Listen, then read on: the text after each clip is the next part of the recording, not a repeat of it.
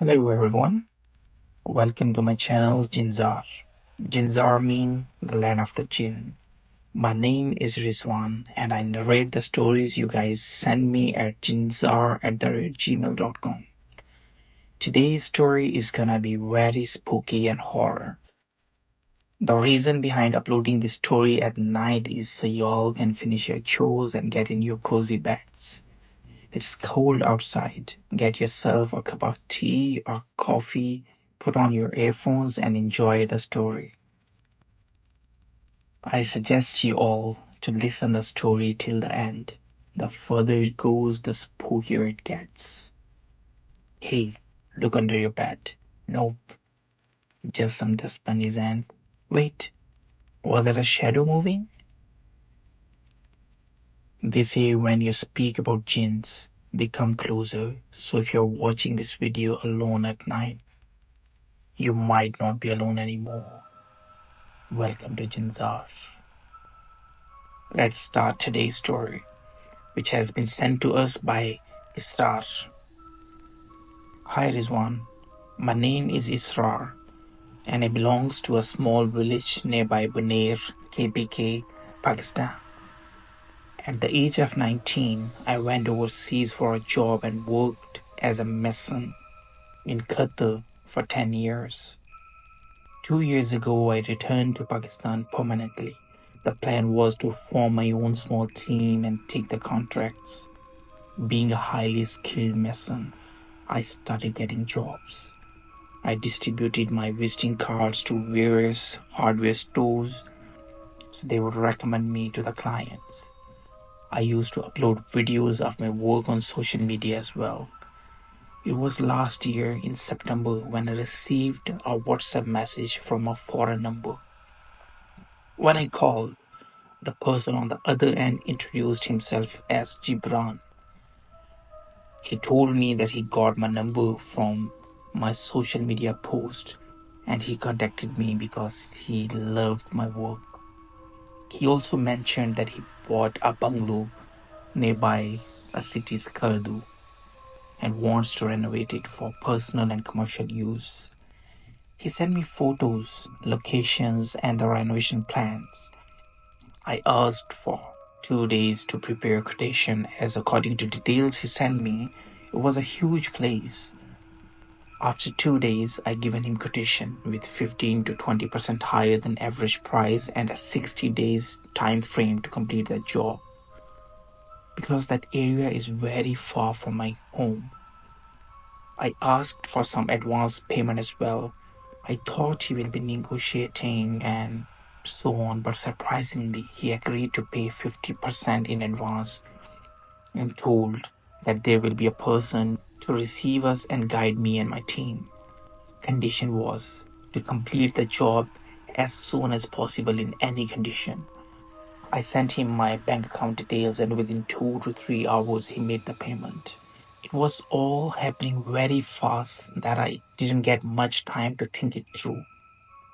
I instantly arranged 2 electricians, 2 carpenters, 2 masons, 1 plumber and 8 helpers and told them to pack necessary items and clothes in your bag for at least 2 months.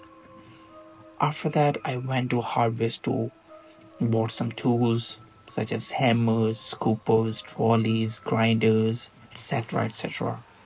Hired a low loader and asked them to load my motorbike as well.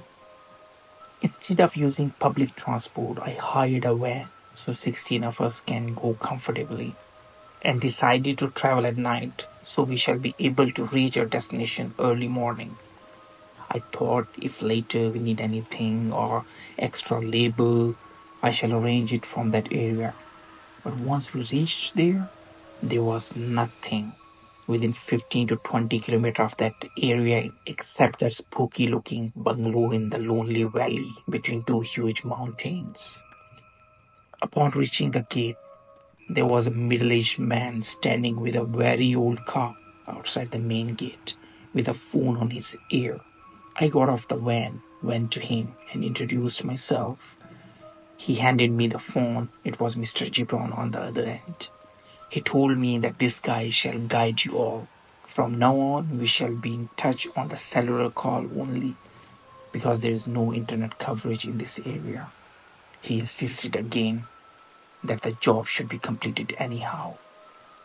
I given him my assurances and the call got disconnected.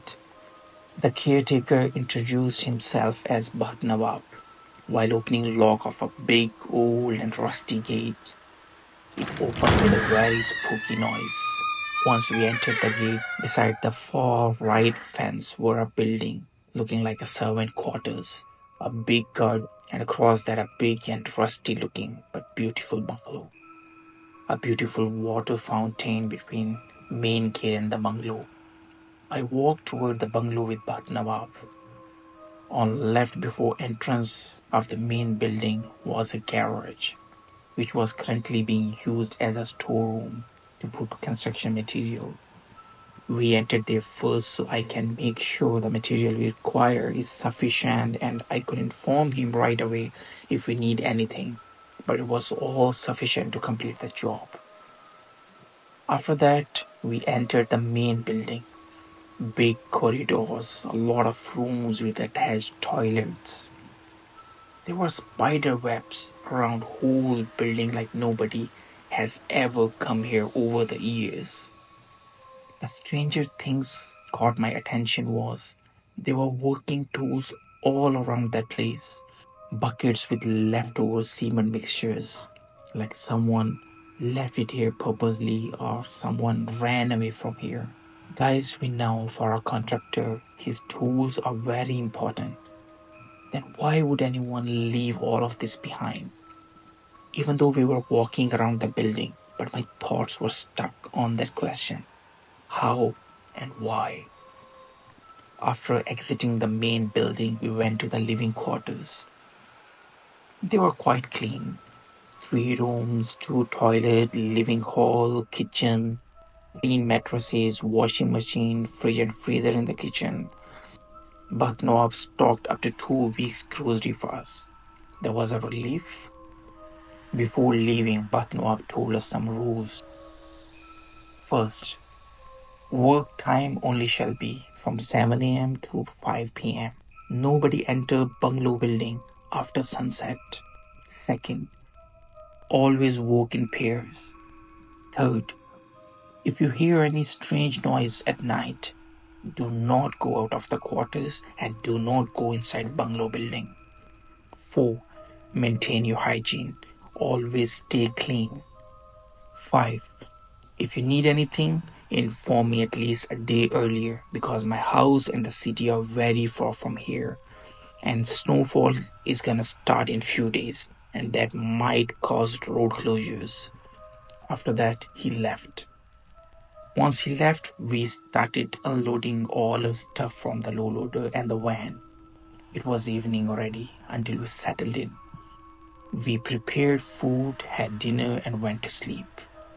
Next morning, after morning prayer, I planned that we should start exterior paint first so we can complete it before snowfall start. Well, according to plan, I woke everyone up. The whole day we were cleaning the building from outside. Completed the cleaning before 5 p.m. and we all came back to the quarters. Next day we started the exterior paint. Sky before sunset in this area used to be very beautiful. After dinner we would make bonfire and sit around it while taking tea. I heard workers gossiping that they feel someone from windows look at them from inside the bungalow. But I just ignored it. All were going well and we completed the exterior paint on 13th day. I was very happy as the bungalow was looking fabulous from outside. Thought Bat Nawab will be very happy to see as well as Mr. Gibran once he will send him the photos. 14th day, we started cleaning bungalow from inside. It was noon when I heard a car horn outside. It was Bat Nawab. I went outside and opened the gate for him. Told the workers to unload groceries from the car. He was very happy seeing the work progress, made some photos and left.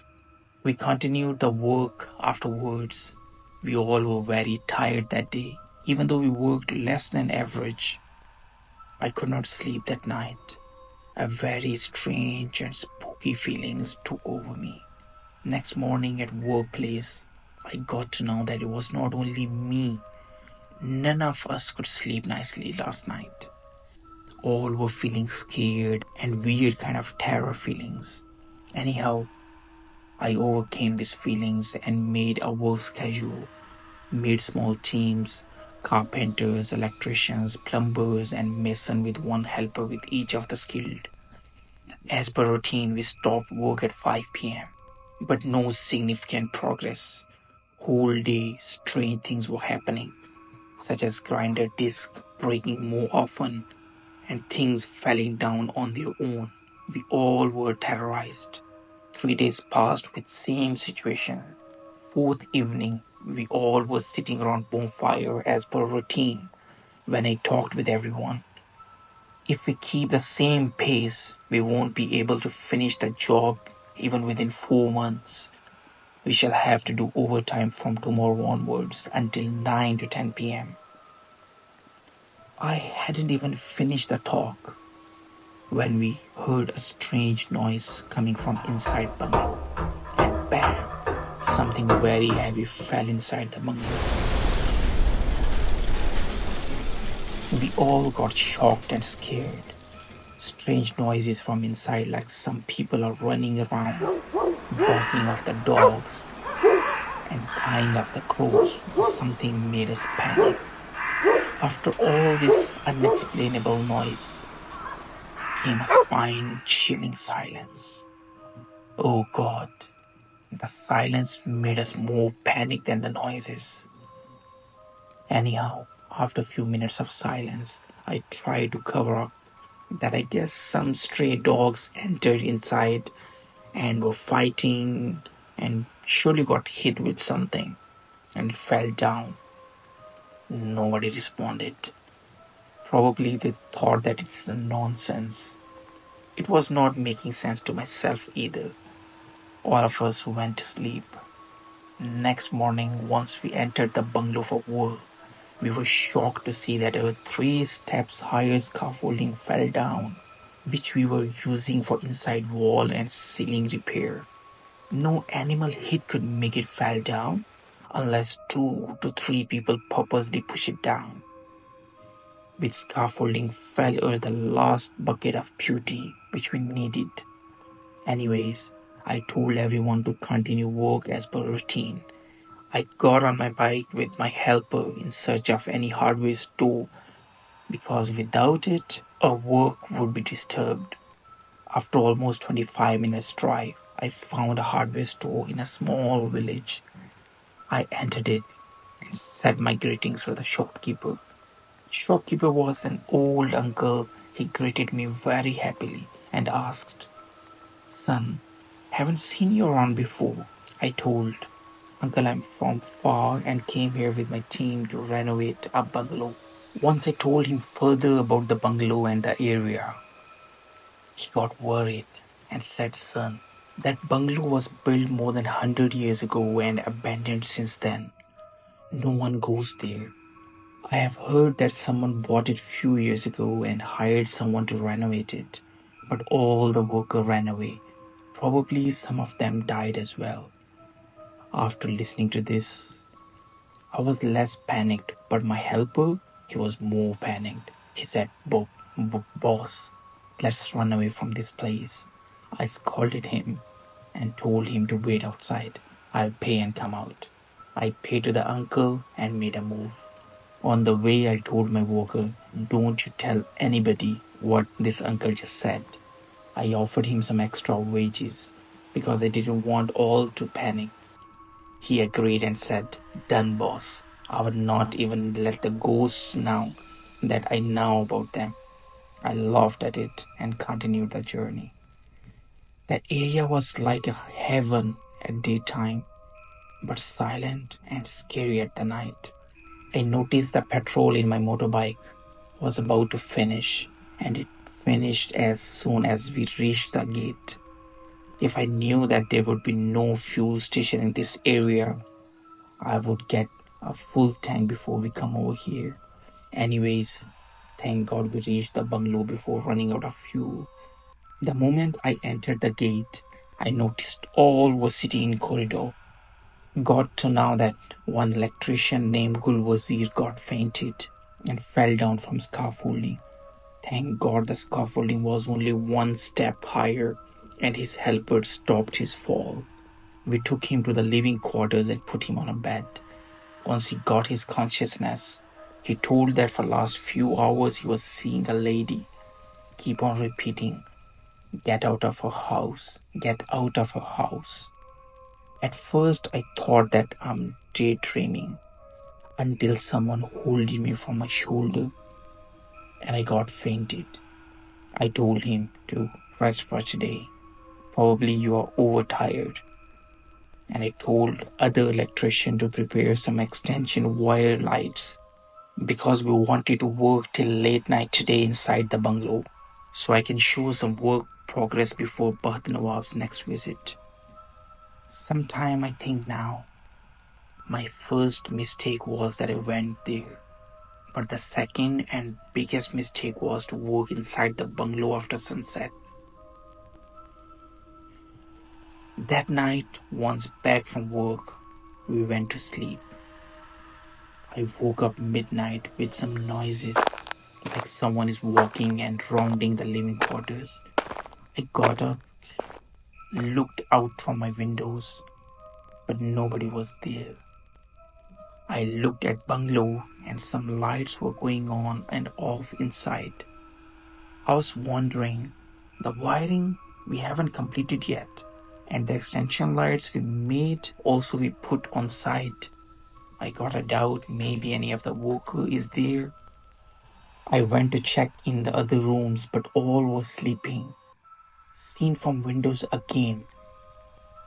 Lights were off this time, but what I seen is a dove-sized shadow running from bungalow toward the quarters. I rushed to bed and closed my eyes. The footstep noises started again. Whole night I couldn't sleep properly. Morning once we went to the bungalow for work, what we seen is our tools are like scattered around like somebody thrown them around in anger. All wires of the grinders were chopped. While keys of the bungalow door and main gate are with me only. Nothing was making sense. Anyway, I asked the electrician to repair it so we can continue to work. That whole day was strange. Again, the grinder discs are breaking. One worker hit his hand with a hammer, another got hit on his feet with nail. It was a very long day. We worked until 10 p.m. and came back to quarters and went to sleep. That night again, around 3 a.m., I woke up with a noise. It was main gate opening noise. I was sure what I was listening because the keys are always with me, but once I checked on table, the keys were not there. I went to check on workers and the electrician, Gul Wazir, who got fainted few days ago, was not there. I rushed outside and seen him going out from the main gate. I followed him and seen he stopped under an old and big tree outside of the main gate and was looking up toward the tree branches. I was wondering, what is he looking at in this dark? But what I seen next in the light of the moon stopped my breath. I noticed a shadow was sitting on the tree branch with its legs hanging down, and they were talking to each other. I tried to listen. It was a female's voice. She was saying, "If you guys do not stop and leave, we shall kill all of you." Not even for a moment. I looked toward the living quarters thinking that I should wake someone up. I heard a loud noise like someone jumped from a very height and landed on a mud floor. When I looked back, the female shadow was standing with Gul Wazir. I was already out of my senses with fear, and what I saw next was that they turned toward me. I ran from there toward the quarters. It was like dozens of people are chasing me. A lot of footsteps. I luckily reached the door, entered and closed it from inside. A lot of hands were beating the door. Everyone came out of rooms with noise. I could not believe my eyes when I seen Gul Wazir also came from inside the room.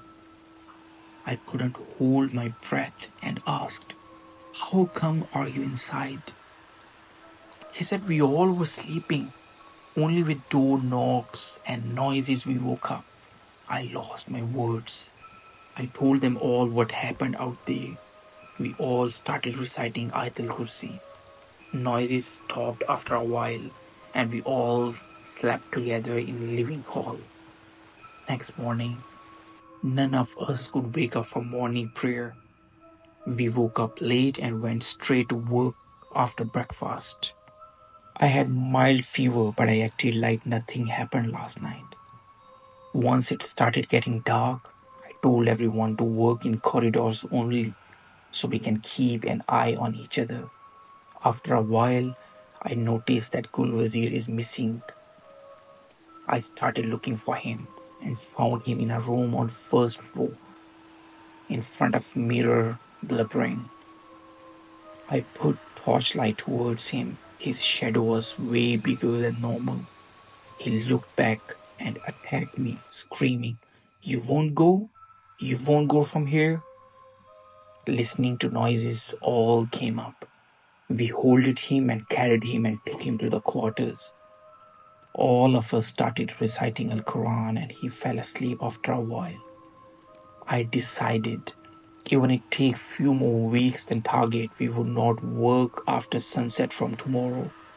And shall also talk to Bath Nawab on this matter once he come after 2 days. We all slept together in the hall that night again.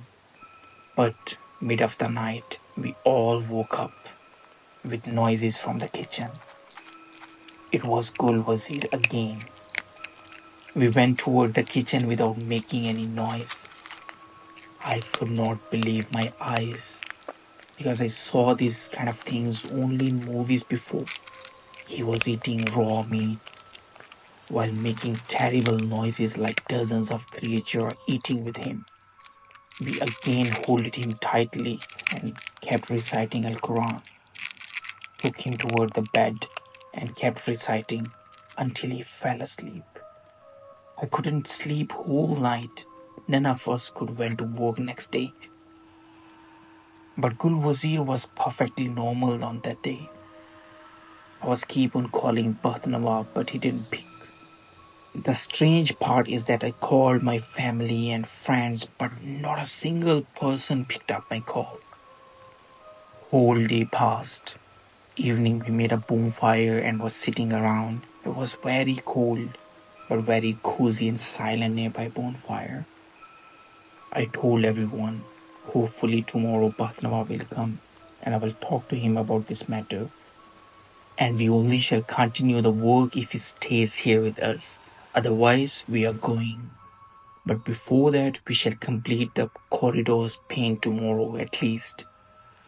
I had not even finished talking, and Gul Wazir got up, smashed his teacup in fire, and spoke loudly in a very inhuman voice. "Don't you dare to enter a house again, or we shall kill you." He said this and ran toward the bungalow. He entered the bungalow, and we all were running behind him to catch him. And we all entered too. The moment we entered, it was like hell noises. Dogs barking, crows cawing, tools being thrown here and there, trolleys like someone is picking them up and smashing on the floor. After a while, we all lost our senses and consciousness. Once I woke up, it was daylight outside. I woke everyone up, but Gul Wazir was not there. I looked for him everywhere, but I couldn't find him. I told everyone, even by walk, but we leave now, and we walk until we reach any village. 15 of us started walking in our direction. We were in a terrible condition, but we had to walk. It was getting dark again. but we couldn't find any village. The moment it got dark, things started getting worse again. It's starting to feel like we were not alone anymore. As we walked, we could hear footsteps following us. When we stopped, they stopped. We held each other's hand and started running. The faster we run, the louder noises gets. And bam, we hit something and fell down. Probably a tree branch. Because we were holding each other's hands in 2-2 and 3-3, we all fell down together. We were feeling like something is coming closer to us and gonna kill us at any moment now. We were crying and screaming in fear. All of a sudden, we heard Adhan. All the noises were gone. It was like a shelter in a storm. We couldn't hold our tears. One of us encouraged us that we need to walk in direction of the Adhan so we can reach to Masjid before Adhan is completed. We couldn't feel our legs, but we had to. We got up and started walking in that direction. And by the grace of God, before the Adhan could be completed, we reached the Masjid. It was a small and old masjid. We ran inside crying. There were only few people with Imam waiting to start prayer. They holded us and given us water to drink. We told them everything. They calmed us down. We all offered prayer together. After prayer, Imam sent someone to bring food and told us to don't worry. Tomorrow morning we shall go and find your 16th friend. After dinner, we slept inside masjid. After morning prayer, Imam and few other people from village and I went to the bungalow together. Once we reached, we found Gul Wazir unconscious laying under a tree. We took him and our bags from quarters and went back to masjid. Once reached to masjid, Imam and few other people recited Al-Quran on us for 3 days. Then only we got rid of those jinns. After that, they helped us to hire a van and send us home. Once reached home, I called Mr. Gibran and yelled at him, but he blocked my calls. I decided to donate the balance money to the same masjid and decided to never go to work to the place I don't know of. So guys, this was today's story. May God keep everyone safe from such evil things. I hope you guys liked it.